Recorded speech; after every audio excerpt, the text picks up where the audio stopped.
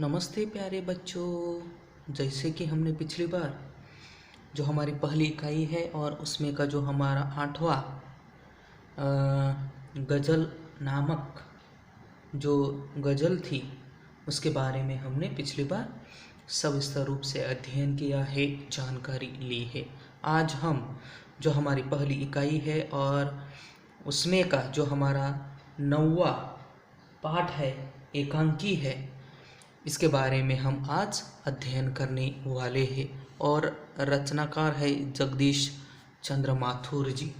रीढ़ की हड्डी नामक यह एक एकांकी है और इस एकांकी के बारे में आज हम सविस्तर रूप से अध्ययन करने वाले हैं। और विधा है एकांकी और एकांकीकार है जगदीश चंद्र माथुर।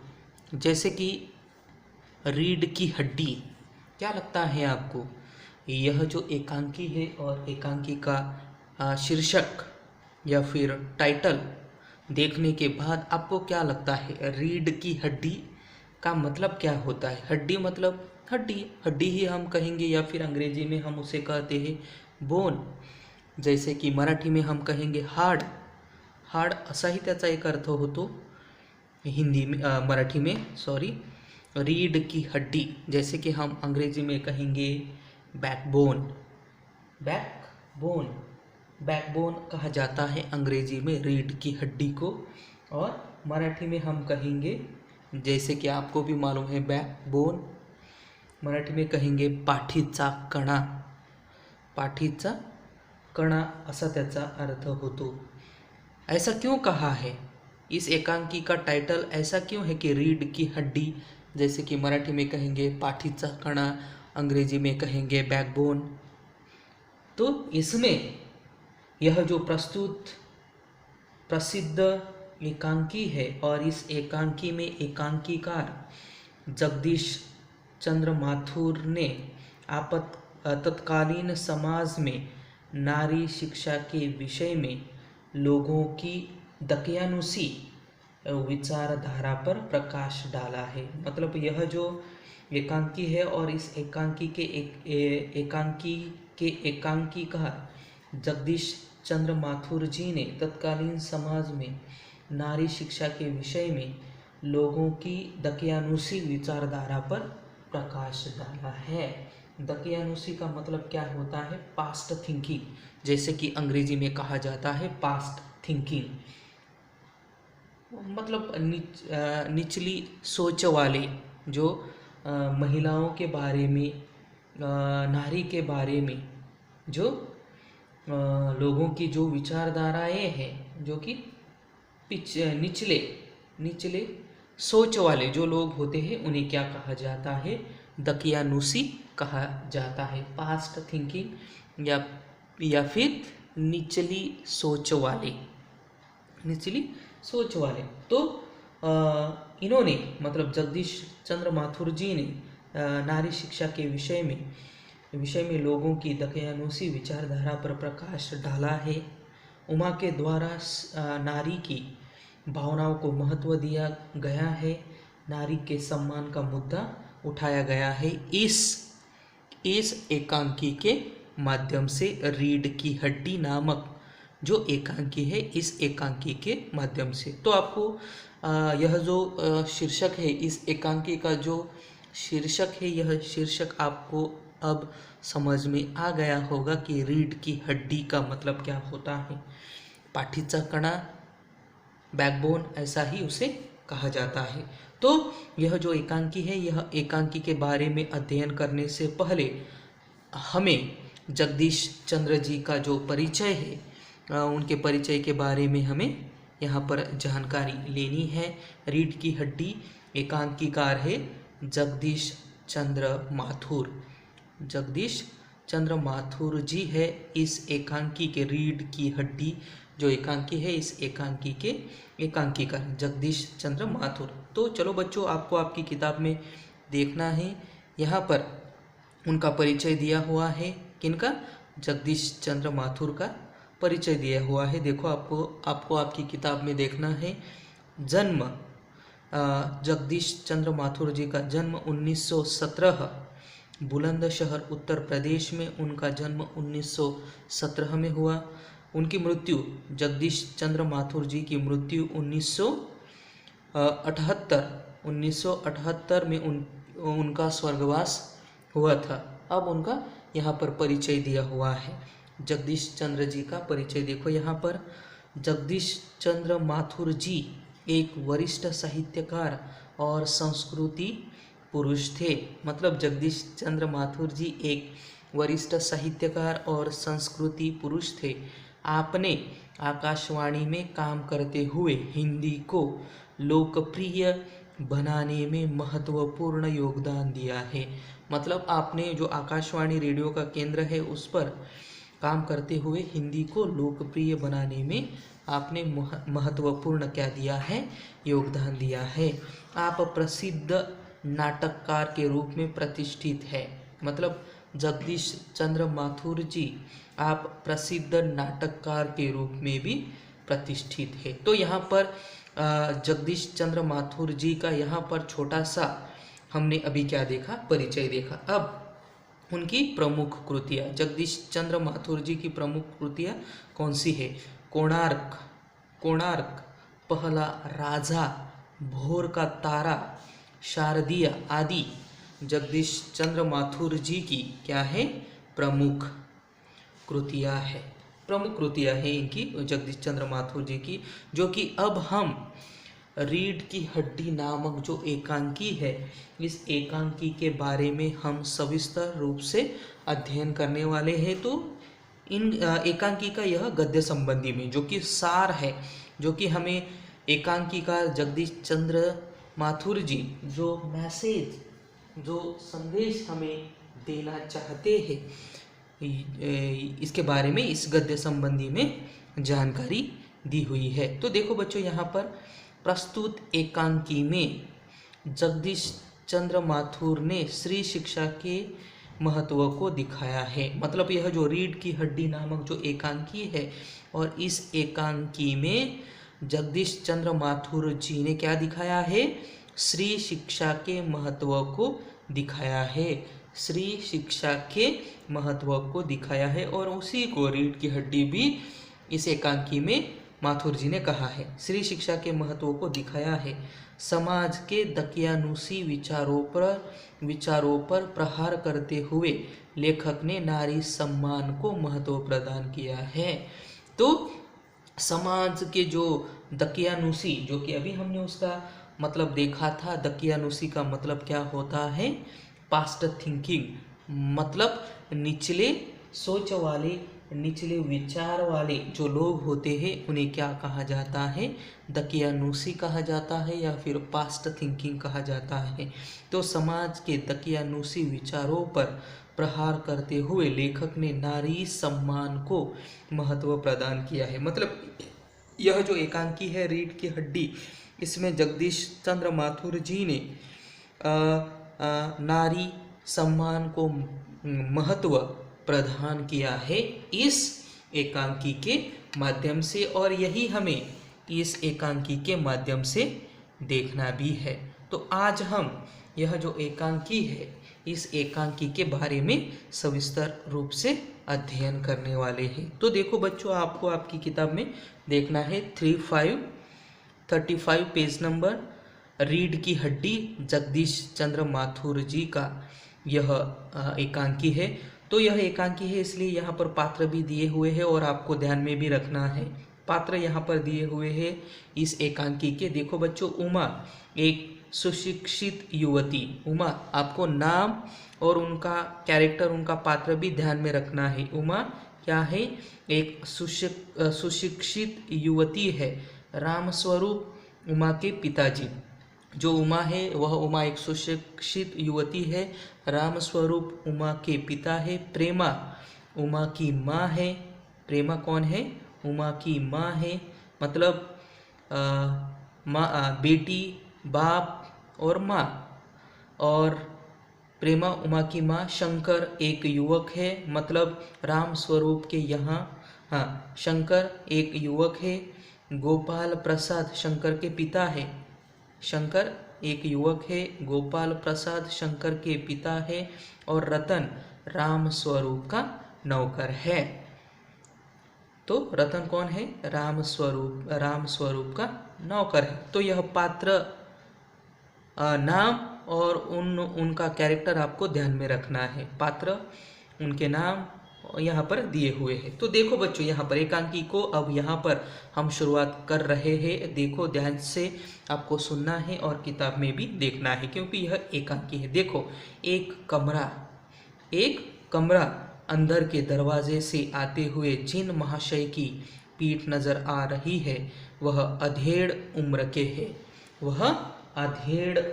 है। देखो यहाँ पर कि एक कमरा है और उस कमरे के अंदर के दरवाजे से आते हुए जिन महाशय की यहाँ पर पीठ नजर आ रही है वह अधेड़ उम्र के है। मतलब ढलती उम्र। अधेड़ मतलब क्या? ढलती उम्र का। अधेड़ मतलब क्या? ढलती उम्र का। ये कमरा है और उस कमरे के अंदर से दरवाजे से आते हुए जिन महाशय की पीठ नजर आ रही है वह अधेड़ उम्र के है। तो इसका मतलब क्या है? यह राम स्वरूप ही होंगे, अधेड़ उम्र के। एक तख्त को पकड़े हुए कमरे में आते हैं। तख्त का मतलब क्या होता है? लकड़ी से बनी हुई बड़ी चौकी। तख्त का मतलब क्या होता है? लकड़ी से बनी हुई बड़ी चौकी। उसे क्या कहा जाता है? तख्त कहा जाता है। तो एक तख्त को पकड़े हुए कमरे में आते हैं। तख्त का दूसरा सिरा उनके नौकर ने पकड़ रखा है। उनका नौकर कौन है? रतन। और जो अधेड़ उम्र का जो व्यक्ति है वह कौन होगा? शायद राम स्वरूप ही होंगे।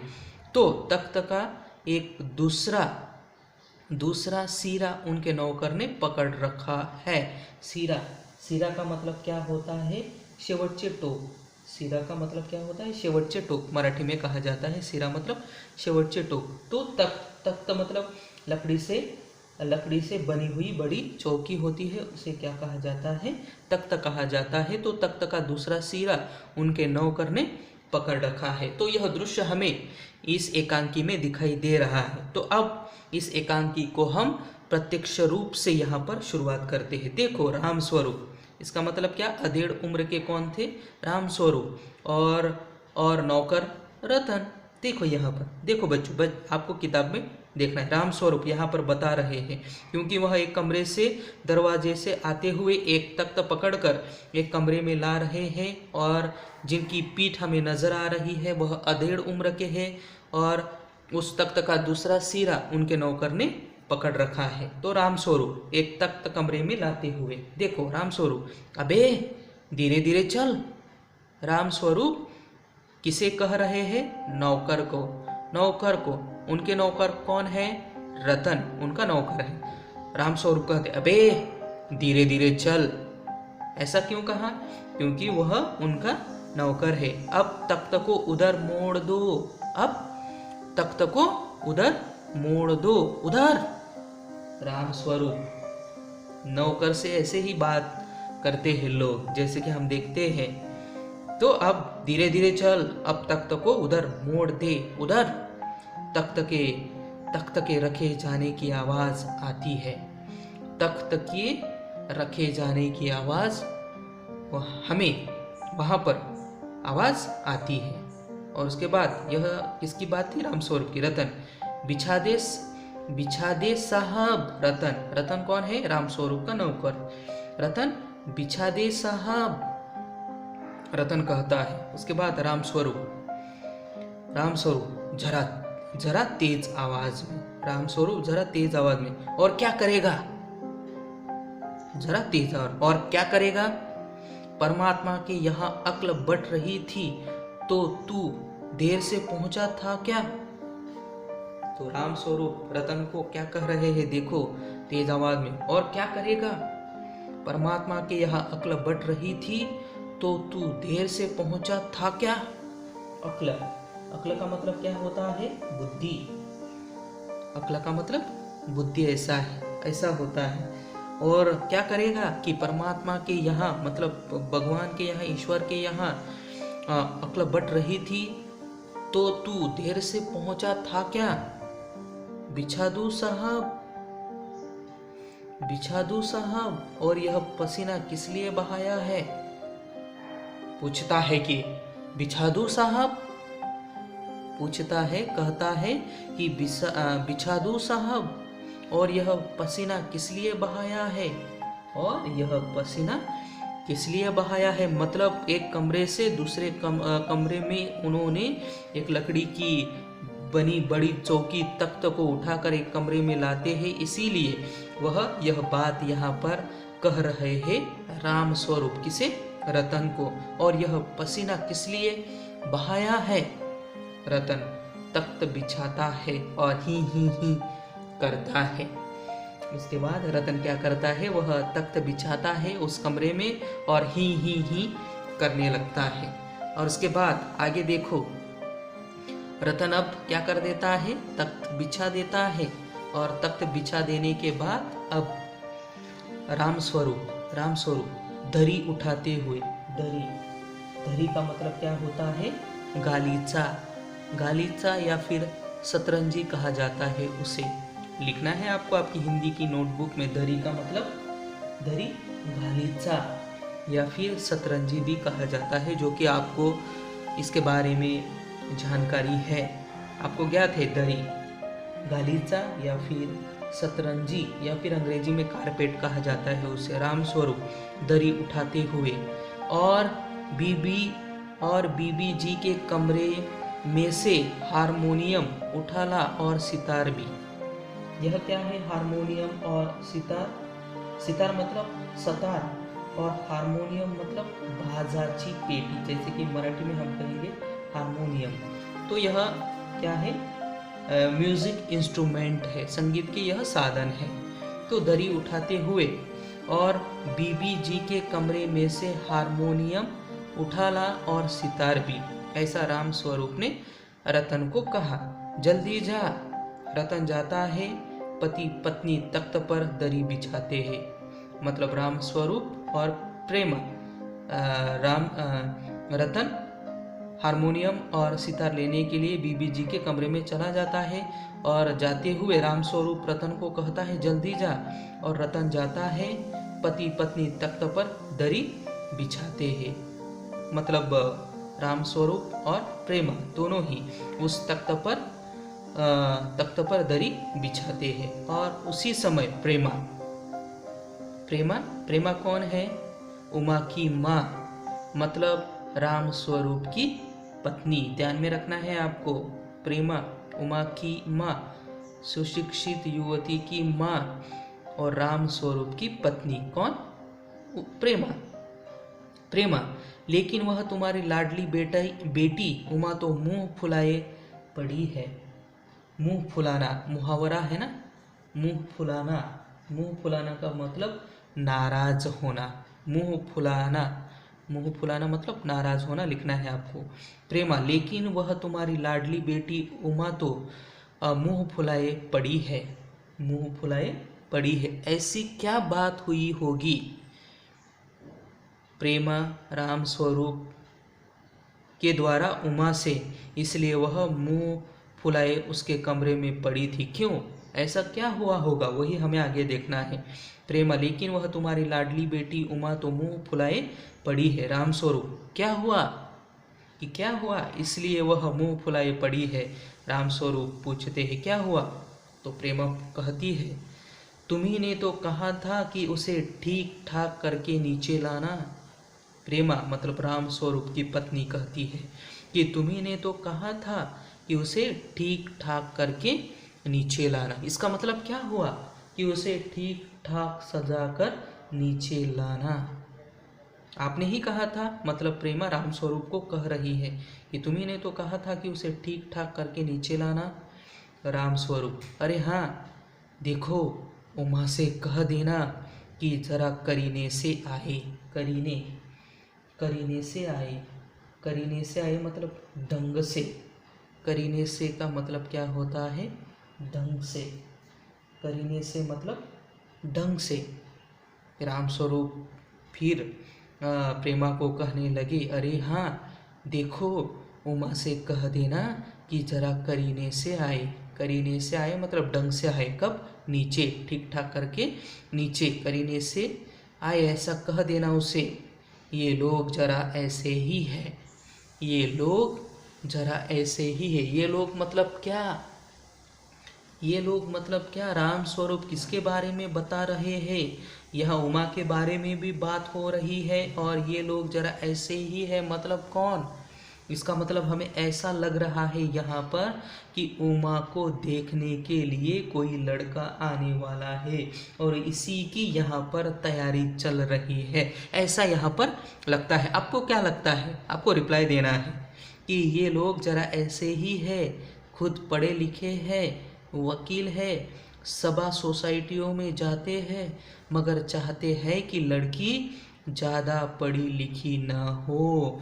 तो राम स्वरूप जिन लोगों के बारे में यहाँ पर प्रेमा को बता रहे हैं, तो इसका मतलब क्या कि उनकी जो बेटी है राम स्वरूप और प्रेमा की, कौन सी बेटी है, कौन है, उसका नाम क्या है? उमा।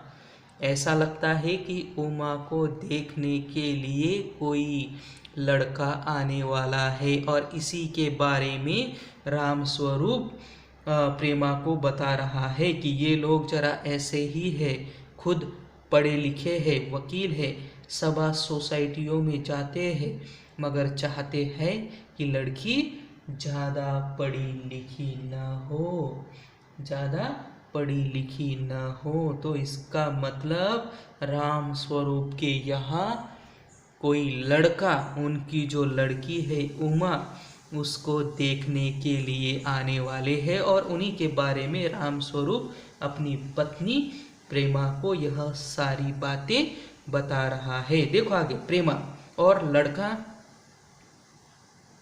तो उसके बाद देखो, प्रेमा ने मतलब राम स्वरूप की पत्नी और लड़का, लड़के के बारे में पूछ रही है राम स्वरूप से, और लड़का राम स्वरूप। बाप शेर है तो लड़का सवा शेर, बाप शेर है तो लड़का सवा शेर है। मतलब जो लड़का उमा को देखने के लिए राम स्वरूप के यहाँ आने वाला है, उनके बारे में राम स्वरूप अपनी बीबी प्रेमा को बता रहा है कि बाप शेर है तो लड़का सवा शेर है। बाप से बढ़कर बेटा, ऐसा भी कहा जाता है। बाप शेर है तो लड़का सवा शेर है, बाप से बढ़कर बेटा, ऐसा उसका मतलब। बीएससी के बाद लखनऊ में ही पढ़ता है मेडिकल कॉलेज में। बीएससी मतलब बीएससी मतलब bachelor of science, bachelor of science, ऐसा उसका मतलब होता है। बीएससी ऐसा अंग्रेजी में बीएससी मतलब बैचलर ऑफ साइंस, ऐसा उसका मतलब फुल फॉर्म होता है। ये शॉर्ट फॉर्म है बीएससी। बीएससी के बाद लखनऊ में ही पढ़ता है, कहाँ? मेडिकल कॉलेज में। कहता है कि शादी का सवाल दूसरा है, पढ़ाई का दूसरा, क्या करूँ, मजबूरी है। तो राम स्वरूप अब जो लड़का उमा को देखने के लिए राम स्वरूप के यहाँ आने वाला है, इसके बारे में राम स्वरूप अपनी पत्नी प्रेमा को उस लड़के के बारे में बता रहा है कि वह बीएससी के बाद लखनऊ में ही तो पढ़ता है मेडिकल कॉलेज में। कहता है कि शादी का सवाल दूसरा है, पढ़ाई का दूसरा है, क्या करूँ, मजबूरी है। क्या करूँ, मजबूरी है। कौन? क्या करूँ, मजबूरी है, क्योंकि उनके यहाँ राम स्वरूप के यहाँ एक लड़की है, इसीलिए यहाँ पर क्या करूँ, मजबूरी है, ऐसा राम स्वरूप यहाँ पर बताने का प्रयास कर रहे हैं। तो वास्तव में सही में राम स्वरूप और प्रेमा, इन दोनों की जो बेटी है उमा, उनको देखने के लिए कोई युवक आने वाला है, और इसी के लिए यहाँ पर यह सारी तैयारियाँ चल रही है। क्या है कि वास्तव में सही में उमा को देखने के लिए कोई लड़का आने वाला है।